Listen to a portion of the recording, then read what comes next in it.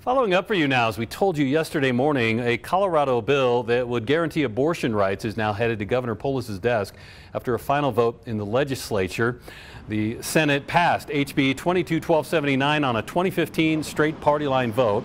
It was written with the possibility in mind that the U.S. Supreme Court could overturn Roe v. Wade this summer. The bill would give full access to reproductive health care here in Colorado to anyone who becomes pregnant. It also calls people's access to contraception a fundamental right. State and local entities would also be prohibited from interfering with a person's right to continue a pregnancy, give birth, or have an abortion.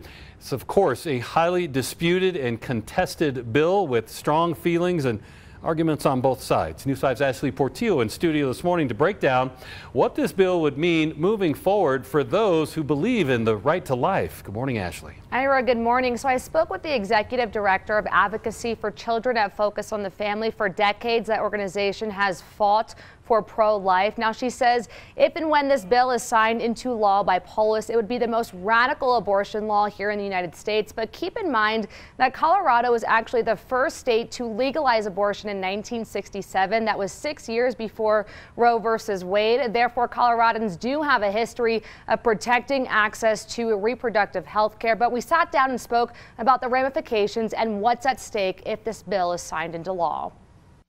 I think one of the most egregious parts of this bill is the removal of parental notification. That causes me great concern. A young girl, maybe even as young as 14, can go into an abortion provider and get an abortion. That's a scary time in her life when she's in that unplanned pregnancy. That's when she needs her parents the most.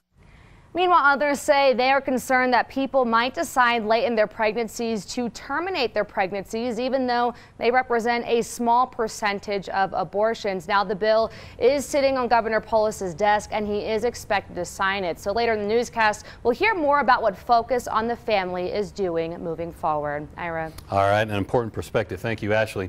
And continue our coverage for you. Those who support the bill say it's all about a woman's right to choose. Democratic State Representative Danae Escar from Pueblo sponsored the bill and says the motivation for it, again, stems from that possibility that the Supreme Court could overturn Roe v. Wade. And as we mentioned, it also bans local governments from imposing their own restrictions. Nobody should have to make these decisions based off of a politician's ideas. These are very personal, very real questions and considerations that people are going to have to consider with their healthcare provider. According to data from the status of women in the state's organization, Colorado ranks 21st for reproductive freedoms. Representative Escar says this is a result of having so few state laws in place that protect abortion rights.